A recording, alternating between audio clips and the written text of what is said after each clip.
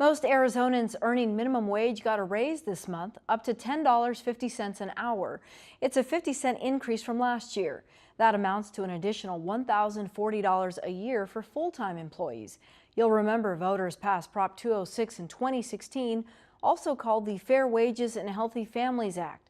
Under the law, Arizona's minimum wage will gradually rise to $12 an hour by 2020. It also requires employers to offer paid sick time.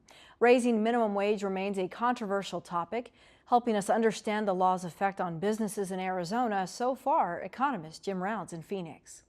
What happens on these economic adjustments is you never see anything impact the broader economy right away. So when the minimum wage goes into effect, of course, individuals are making more money. Businesses have less money. You have a lot of adjustments going on. So people are trying to make the case that we still have employment growth that's decent. We're still a leader in the country, top 10, top 5, depending on the economic statistic. And so minimum wage has had no negative impact, but that's not really how you have to look at it. You have to try to figure out where we would have been, and then if it has had a negative impact, and it will eventually.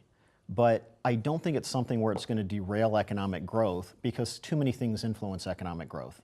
Is there a timeline of when you think that we might actually start to see some sort of effect?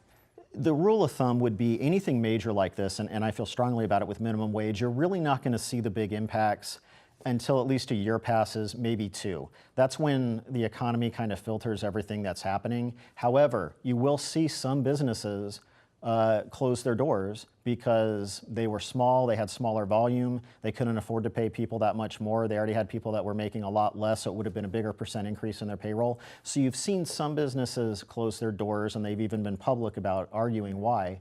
However, in the aggregate in our broader economy, you're going to see more of an impact as time goes by. And based on economic theory, it'll be a negative impact. But what I would like to see, though, is the state doing a better job, say, with workforce training. We don't want to encourage somebody to be in a minimum wage job and stay there and make a career out of it. We want to have them have that minimum wage job while they're getting trained to be a manager. And then when they're a manager at that place, getting trained to be a supervisor at a bigger company or whatever it might be, or start their own business. We have to work more holistically and not just focus on the minimum wage. When I was doing some of the debates during the minimum wage period, when the public was deciding how they wanted to vote, nobody was talking about these alternatives. This was promoted at a very superficial level. A lot of the analyses were bad. I think we can do better in Arizona, and I hope we do.